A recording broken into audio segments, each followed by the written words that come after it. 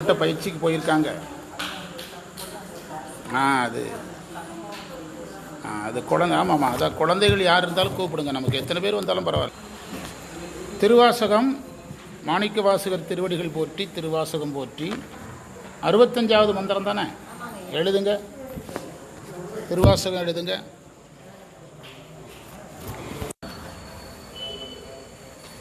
மந்திரம் 64. மந்திரம் 64 திருச்சதகம், திருவாசகம் திருச்சதகம் 64வது மந்திரம்.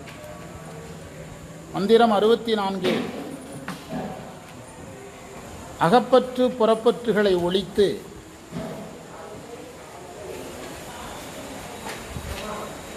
அகப்பற்று புறப்பற்றுகளை ஒழித்து விரைவில் வீடு வேறு தர வேண்டும் என்று வேண்டினார்.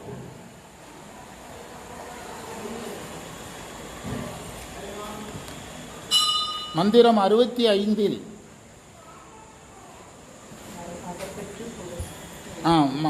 மந்திரம் 64 சொன்னதை சொல்லிட்டேன். இப்போ 65.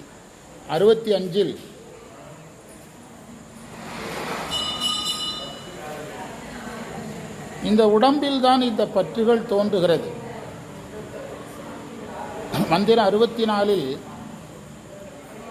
அகப்பற்று புறப்பற்றுகளை நீக்கி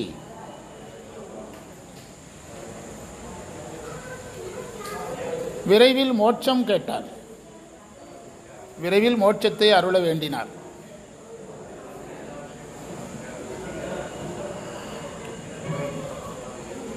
இந்த மந்திரத்தில்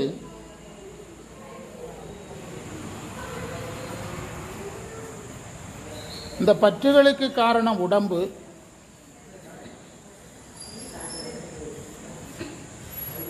உடம்பு இழிவுடையது.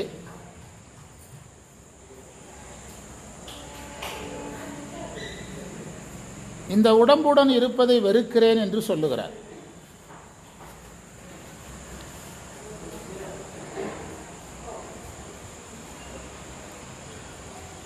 பதவுரை, பதவுரைனா சொற்பொருள் அர்த்தம். பதவுரை. சங்கரன் இன்பம் செய்பவன்.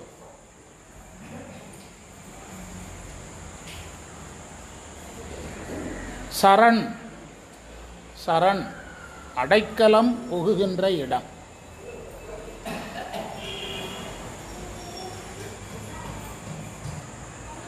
பொங்கு சினம் மிகுந்த.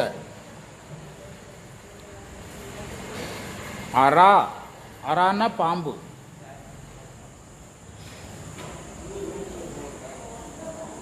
அல்குல்னா வயிற்று பகுதி. அம்மை திருமேனியை வர்ணிக்கிறார். பாம்புக்கு கோவம் வந்தால் படம் எடுக்கும். அதை தான் பொங்கு அறாங்கிறார்.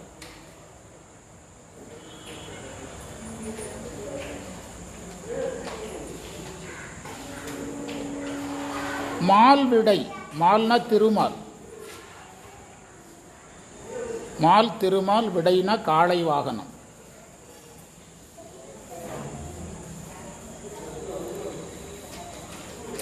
போற்றி காத்தருள்க.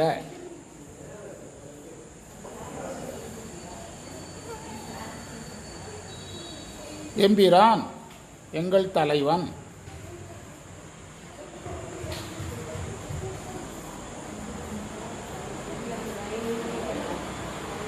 இங்கு இந்த உலகம்.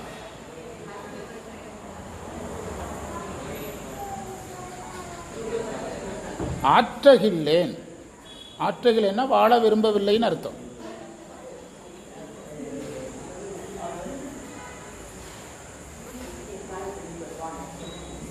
ஆற்றகில்லேன் வாழ விரும்பவில்லை.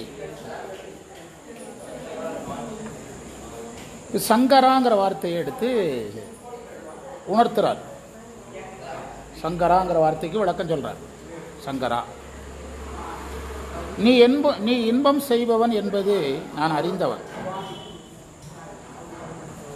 நீ இன்பம் செய்பவன் என்பதை நான் அறிந்தவன்.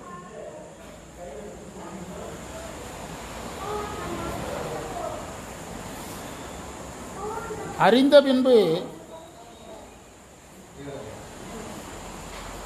மற்றொருவரிடம்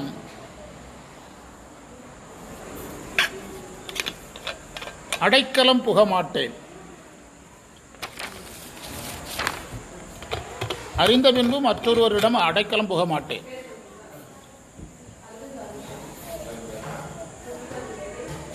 புகுந்தாலும்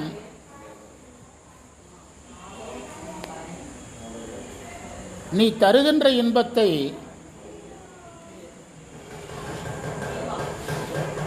அவர்களால் தர முடியாது.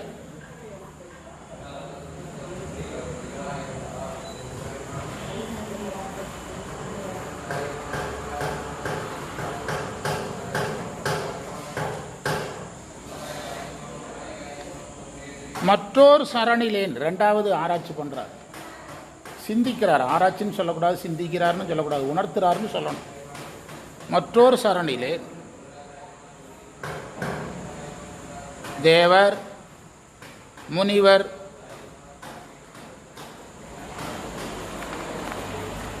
எல்லோருக்கும் அடைக்கலம் கொடுக்கறது யாரு?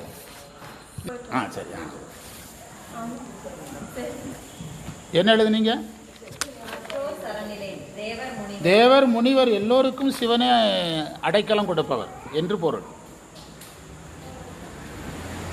தேவர் முனிவர் எல்லோருக்கும் அடைக்கலம் கொடுக்கிறது சிவன் தான் என்று வேதத்திலும் ஆகமத்திலும் சொல்லப்பட்டுள்ளது.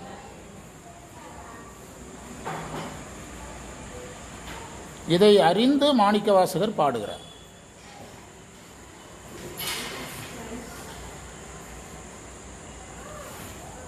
பொங்கு என்றால் வெகுழுதல் என்று அர்த்தம்.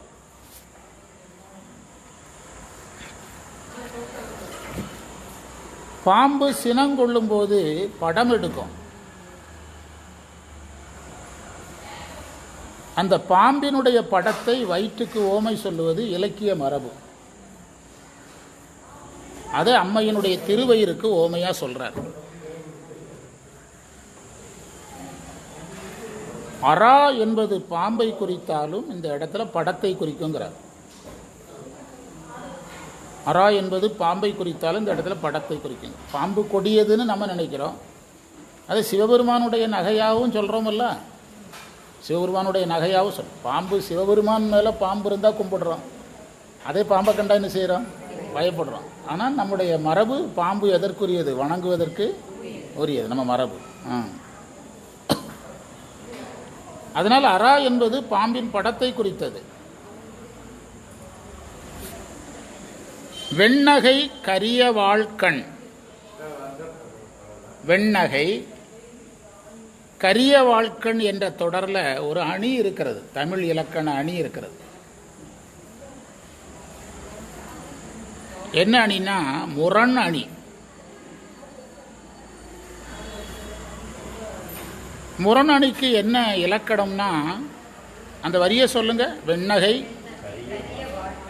வெண்மைக்கு நேர் எதிர்மறையான நிறம் என்னது? அதை இந்த மாதிரி சொற்கள் இருந்தால் முரண் அணி, அவ்வளோதான். முரண்பாடு உடைய சொற்கள் இருந்தால் முரண் அணி, அவ்வளோதான்.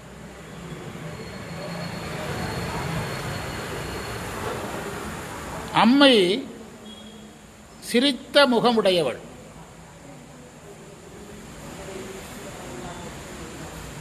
அருள் ஒழுகும் கண்ணுடையவள்.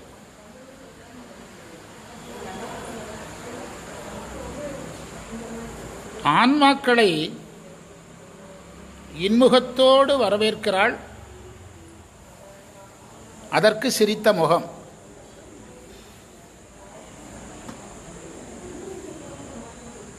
அருளை கொடுக்கிறாள், அதற்கு அருளொழுகும் கண். இப்படியெல்லாம் என்னைக்காவது திருவாசகத்தை யோசித்தோமா? 18 மணி நேரம் கொடுத்தா, 16 மணி நேரம் கொடுத்தா திருவாசகத்தை முடிச்சிடுறீங்க. தமிழ்நாடு முழுவதும் நடக்குது, பெரிய நகரங்களில். 16 மணி நேரம் கொடுத்தீங்கன்னா என்ன முடிஞ்சிருது? அம்மை ஆன்மாக்களை வரவேற்க சிரித்த முகமுடையவள், அருளை வழங்க அருளொழுகும் கண்ணுடையவள். என்ன அழகா இருக்கு சார்.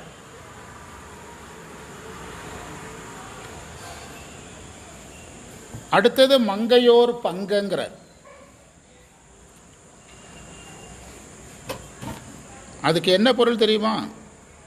இப்படி ஒரு அம்மையோடு இருக்கிற ஒன்றை விட்டுட்டு நான் வேறு யார்கிட்ட போக போகிறேன்னு கேட்குறேன். மங்கையோர் பங்கு. இப்படி ஒரு அன்னையோடு இருக்கிற ஒன்றை விட்டுட்டு உனக்காக உன் கூட இருக்கலைனாலும் அன்னைக்காகவாவது உன் கூட இருக்கணும்னு அர்த்தம். உனக்காக உன் கூட இருக்கலைனாலும் அம்மைக்காக வேண்டியாவது உன் கூட இருக்கணுங்கிறார். இப்படி ஒரு அம்மையோடு இருக்கிற ஒன்றை விட்டுட்டு நான் எங்கே போயிடுவேங்கிறது தான் மங்கையோர் பங்கு. அடுத்து மால்விடை ஊர்திங்கிறத சிந்திக்கிறார், உணர்த்துறார். மால்விடை ஊர்தியில் என்ன சொல்ல வர்றாருன்னா, தேவர்களும் சிவ வழிபாடு செய்து சிவனுக்கு பணி செய்தார்கள் என்பதை காட்டுகிறது. தேவர்களும் சிவ வழிபாடு செய்து சிவனுக்கு பணி செய்தார்கள் என்பதை காட்டுறார். நேற்று தான் அவங்ககிட்ட ஒரு 15-20 நிமிஷம் பேசினேன். இறைவன் மேலே அன்பு காட்டுறது விஷயமே கிடையாது. அன்பும் பணியும் அன்பு காட்டுறவரும் சிறந்தவர் கிடையாது, பணி செய்கிறவரும் சிறந்தவர் கிடையாது. அன்பு இருக்கணும், அது ஞான நிலை. வெறும் பணி இருந்தால் கிரியை நிலை. அன்பு இருந்தால் அதுவும் சரியை கிரியையில் தான் சேரும், எதுலையும் சேராது. எதோட சேர்ந்த அன்பு தான் வேணும், பணியோடு சேர்ந்தார். அதுக்கு நான் சொன்ன ஒரு தாயை வச்சு சொன்ன ஒரு உதாரணம் போகிறோம். ஒரு தாயை ஒரு மகன் அன்பு பணி செய்ய தயாராக இருக்கிறான், இன்னொரு மகன் அம்மாவுக்கு தேவையான பணத்தை கொடுக்க தயாராக இருக்கிறான். அம்மாக்கிட்ட அன்பு இருக்குது, நைட்டு ஃபோனை போட்டு மணிக்கணக்கில் பேசுகிறான். அதனால் அம்மாவுக்கு என்ன ஆகிற போகுது, அம்மாவுக்கு சாப்பாடு வந்துடுமா, அம்மாவுக்கு வேண்டியது கிடச்சிருமா? இதே தான். அதனால தான் அவர் இந்த இடத்துல திருமாலையும் கொண்டு வந்து நிறுத்துறாரு. இந்த திருமாலை கொண்டு வந்து நிறுத்துறதன் மூலம் என்ன சொல்ல வர்றாரு, அதாவது அவர்கள் வழிபாடு செஞ்சுருக்காங்க, அன்பு பணி செஞ்சுருக்கிறாங்க. வழிபாடு செய்பவர்களாகவும் பணி செய்பவர்களாகவும் தேவர்களே இருந்திருக்கிறாங்க. அதில் பண்டிதமணி எழுதுகிறாரு ஒரு வரி, அவர்களைப் போல நாம் இருக்கணுங்கிறது பாடம்ங்கிறாரு.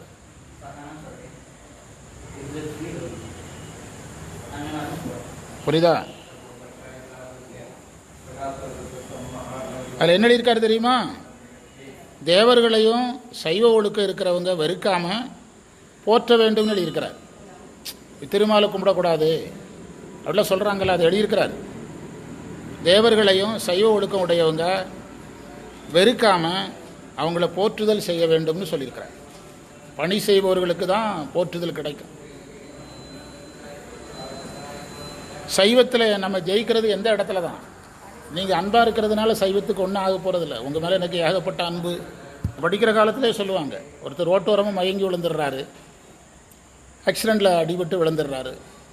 உடனே ஒருத்தர் சோடா வாங்கிட்டு வாங்கங்கிறார். ஒருத்தர் பார்க்குறவங்க பாரு உடனே சோடா வாங்க சொல்கிறான், எவ்வளோ நல்ல மனுஷனாக இருக்கிறாங்கங்கிறாரு. சோடா வாங்கிட்டு வந்தோன்னே உடச்சி அவரே குடிச்சிடுறாரு. என்னென்னு கேட்குறாங்க, இந்த மாதிரி எதையோ பார்த்தா மயங்கி விழுந்துருவேன், எனக்கு தான் சோடா கேட்டேங்கிறான். யாருக்கு தான் சோடா கேட்டேன், நான் குடிக்கிறதுக்கு தான் கேட்டேங்கிறான். இப்படி உலகத்தில் நிறைய பேர் சுற்றிட்டு இருக்கான், எந்த பிரயோஜனமும் கிடையாது. நீங்கள் தேசத்தின் மேலே அன்புள்ளவங்க வேறு. எனக்கு நாட்டு மேலே பெரிய அன்பு இருக்குது, பாரதியார் மேலே மதிப்பு இருக்குது, பிரதமர் மேலே மதிப்பு இருக்குது, இந்திரா காந்தி அம்மா மேலே மதிப்பு இருக்குது. அப்படி சொல்கிறதுனால நாட்டுக்கு என்ன கிடைச்சிடும்? நாட்டுக்காக உழைக்கணும். இராணுவ வீரர்கள் என்ன இருக்குது, அன்பும் இருக்குது. நாம் உழைப்பு இல்லை. யார் நாட்டை காப்பாற்றுறா? அது புரிஞ்சுதுன்னா உங்களுக்கு இது புரியும். அங்கே இராணுவ வீரர்கள், மாணிக்கவாசகரை திருப்படையாட்சி ஏன் நடத்தினார்? இராணுவ வீரன்றதெல்லாம் தேடுறாரு. திருப்படையாட்சினா என்ன? மார்ச் பாஸ்ட், இறைவனை நோக்கிய மார்ச் பாஸ்ட், லெஃப்ட் ரைட் போட்டு போகிறாரு. அதுக்கு ஆள் திரட்டுறாரு. அதில் நிறைய பேர் வரமாட்டான், மார்ச் பாஸ்ட்டுக்கு எவனும் வரமாட்டான். இறைவன் மேலே அன்பு காட்டுனா எல்லாரும் வருவாங்க, இறைவனுக்கு வேலை செய்வானா வரமாட்டாங்க. அதனால தான் அவர் நிற்பார் நிற்கங்கிறதெல்லாம் பின்னால் சொல்கிறார். நிற்பார் நிற்க நில்லா உலகில் நில்லோம் இனி நாம் செல்வோமே அப்படி சொல்கிறது அதனால தான். பணி செய்யவானா யாரும் வரமாட்டாங்க. அன்புன்னு சொல்லி பாருங்கள். எனக்கு சின்ன வயசுலேருந்தே சிவபக்தி சார். எங்கள் அப்பாவே சிவசிவன் தான் சொல்லிகிட்டு இருப்பார். எனக்கு பக்தி, அதை வச்சு என்ன செய்ய சொல்கிறேன்? அதனால் மதத்துக்கு ஆக போகிறது என்ன? நமக்கு வேலை செய்கிறவங்க வேணும், சைவத்துக்கு வேலை செய்கிற. அதுதான் அதில் திருமாலையெல்லாம் நம்ம வெறுக்கக்கூடாதுங்கிறத எழுதுகிறார். அவர் இறைவனுக்கு பணி செய்தவர், அவரை வெறுக்கக்கூடாதுன்னு எழுதுகிறார். அடுத்து ஆராய்ச்சி பண்ணுறாரு இங்குங்கிற வார்த்தையை.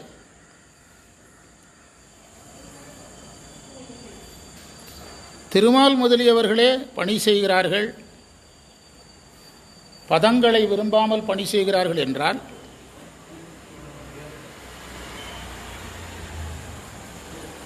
நான் இந்த உடலை எப்படி விரும்ப முடியும்? இந்த உலகத்தை எப்படி விரும்ப முடியும் என்று நினைத்துதான் இங்கு இவ்வாழ்வு ஆற்றகில்லேன். இங்கு இவ்வாழ்வு ஆற்றகில்லேன் என்ன பொருள்? திருமாலே அந்த பதங்களை பெருசாக நினைக்காம வழிபாட்டை பெருசாக நினைக்கிறாருன்னா, கடவுள்களே அப்படி இருக்கும்போது நான் இந்த உலகத்தில் சாப்பிட்டு தூங்கிட்டு உண்டு உடுத்து இருக்கிறது, உண்டு உடுத்து இருப்பதானேன்னு ஒரு இடத்துல சாப்பிட்றதும் தூங்குறதுமா எப்படி இருக்க முடியும்? எனக்கு இந்த உலகம் பிடிக்கல, உடம்பு பிடிக்கல, எனக்கு பிடித்த பொருள் ஒரே ஒன்று தான், அது யார் தான்?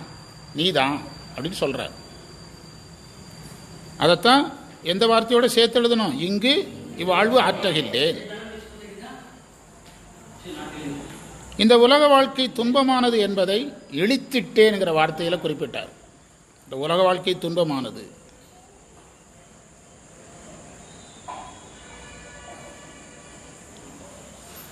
அல்லது இவ்வாழ்வு என்ற வார்த்தையில் இருக்கக்கூடிய இவ்வாழ்வுங்கிற வார்த்தையில் அந்த ஈ என்ற சொல், அந்த சொல்லே இழிவை சுட்டி காட்டும். அந்த சொல்லே இழிவை சுட்டி காட்டும். இப்போ யாராவது ஒருத்தர் கெட்டது பண்ணிட்டாங்க அப்படின்னு சொன்னால், அதை பண்ணது யார் சார் அப்படின்னு கேட்டேன், இவன் தான் அப்படின்னு சொல்கிறீங்கல்ல, அப்படி வார்த்தையை நம்ம பயன்படுத்துகிறோமில்ல, இவன் தான் அப்படின்னு சொல்கிறோமில்ல, அப்போவே அதில் என்ன வந்துடுது? அதுதான் அதில் இவ்வாழ்வுங்கிறதுலையே இழிவு இருக்குங்கிறார்.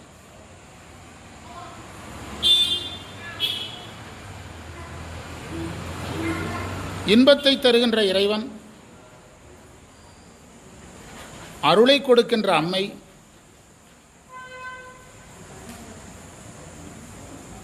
ரெண்டு பேரும் பிரியாமல்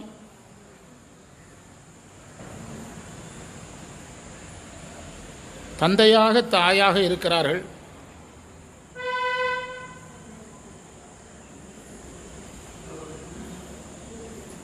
எல்லாம் தருவதற்காக இருக்கிறார்கள்.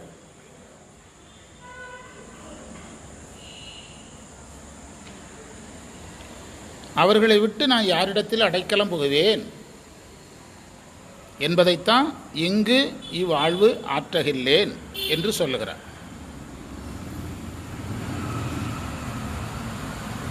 இந்த 10 பாடலுக்கு என்ன தலைப்பு? இந்த 10 பாடலுக்கு என்ன தலைப்பு? ஒவ்வொருத்தராக சொன்னீங்கன்னா கேட்டுக்கிட்டே இருப்பேன். இரங்கல். அதை நீயே புகலிடம் என்று சொன்னதுனால அறிகிறோம். நீயே புகலிடம்னு சொல்கிறார்ல, காருண்யத்து இரங்கல்னா இறைவனுடைய அருளை புகழ்தல். நீயே புகலிடம்னு எப்போ சொன்னாரோ அதுவே இறைவனுடைய அருளை புகழ்தலாக ஆகிறது. எனவே அது என்ன பொருள்? பதிகம் நுதலிய பொருள். பதிகம் நுதலிய பொருள்னா அந்த 10 மந்திரத்துக்குரிய கருத்து இதில் இருக்குது. பதிகம் நுதலிய சொல்லிய பொருள். இந்த 100 மந்திரத்துக்கு என்ன அர்த்தம்? என்ன தலைப்பு? வைராக்கிய விசித்திரம். அதில் பக்தி, சில மந்திரத்தில் பக்தி இருக்கும், சில மந்திரத்தில் வைராக்கியம் இருக்கும், சில மந்திரத்தில் ரெண்டுமே இருக்கும், சில மந்திரத்தில் இருக்காது. இருந்தால் நம்ம அதை சொல்லணும். வைராக்கியம்னா பற்று விடுதல்னு அர்த்தம். இழித்திட்டேன் என்ற இடத்துல பற்று விடுதல் இருக்கிறது. பக்தி இருந்தால் பக்தி விசித்திரம்னு சொல்லணும், வைராக்கியம் இருந்தால் வைராக்கிய விசித்திரம்னு சொல்லணும். இதில் வைராக்கியம் இருக்கிறதுனால வைராக்கிய விசித்திரம் என்று சொல்லி வகுப்பை நிறைவு செய்வோம். பிழைத்தவை பொறுக்கையெல்லாம் பெரியவர் கடமை போற்றி, திருக்கையிலாய பரம்பரை போற்றி, சம்பந்த சரணாலயடிகள் திருவடிகள் போற்றி, வான்முகில் வளாது வீக மலிவளம் சுரக்க, மன்னன் கோன்முறை அரசு செய்க குறைவிலாது உயிர்கள் வாழ்க, நான்மறை அறங்கள் ஓங்க நற்றவம் வேள்வி மல்க, மேன்மைகள் சைவநீதி விளங்குக உலகமெல்லாம். சிவாய நம சிவாய நம.